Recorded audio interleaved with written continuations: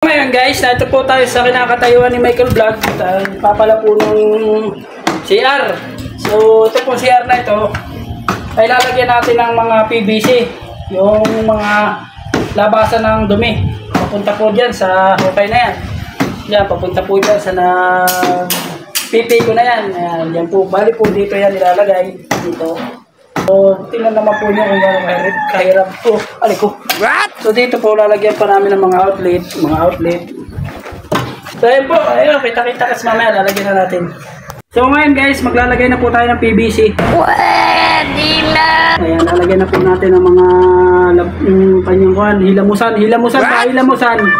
Saka yung kanyang dalayo ng dumi. So, dito po yan. Bali po, mula dito, 35. So wala pa po yung kanya mga tea, saka mga panlagay natin dito. So i-sit up na natin to ngayon. So nahukay na namin, nagubad na si Michael Vlog at yung tagaktak ng pawis. Sana all. Talaga po sadyang gayang karami ang pawis natin. Pwede na! So ayan po, mula doon ang hukay natin. Ayan. So doon po manggagaling ang dumi papunta po dito sa CR na ginagawa ko. Ito dito po. So mamaya po abangan nyo, maglalagay po tayo ng mga PVC. So yun guys, abang-abang lang po. So inutit po yung dumi natin para po yung mga ilalagay natin mga tea saka elbow ay papakita ko po sa inyo mamaya guys. So napakaliit lang po nung CR. Wala pa pong isang dipa yung CR. Ay kakaganyan po yung paano ang kanyang buka. Dito po tayo ginagawa mo CR. Dito po yung bukan. Ginagawa mo. So dito naman padaanan ng tubig. So yun. So abangan nyo guys. Let's comment! So tayo nga guys, nagbabalik po si Michael Vlog. So magagawa po tayo ng plumbing. So ayan po sa CR. So ipapakita ko po sa inyo kung paano magkabit ng mga PVC. Ayan po. Kasingawan. At bali po pala plumbing ang tawag dyan. So kung nakikita nyo guys, ayan po. Bali po pala mga gamit dyan ay tea at saka po elbow. Bali gagamit din po tayo ng kanya na solvent para po dumikit ang ating mga elbow. So samahan nyo po si Michael Vlog. Tara, let's go!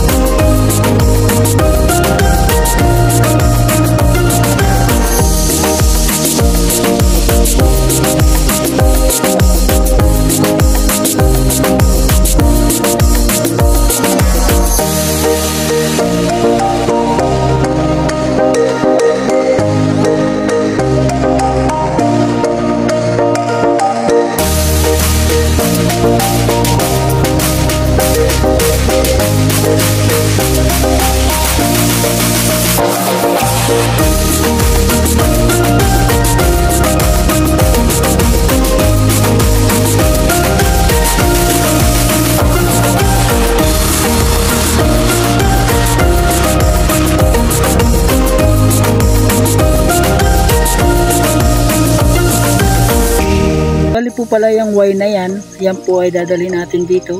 Yan po yung magiging pasingawan po ng mga galing sa baul po yung gagawin pasingawan. Ayan, kung nakikita nyo, kakabit po natin yan dyan. Bali po dito yung ating baul. Ayan, bali po yun yung gagawin natin hilamusan. Ayan, bali ang nakikita mo yung PVC mahaba. So puputulin po natin, dyan po natin lalagay yung hilamusan. So ayun, samahan nyo po ulit si Michael Vlog. Tara, let's go, tuloy natin. Bali po pala binakbak natin yan. Kanina po walang butas yan. Diyan po natin nilalagay yung pasingawan na po. Ayan. Let's go. Tapusin natin guys.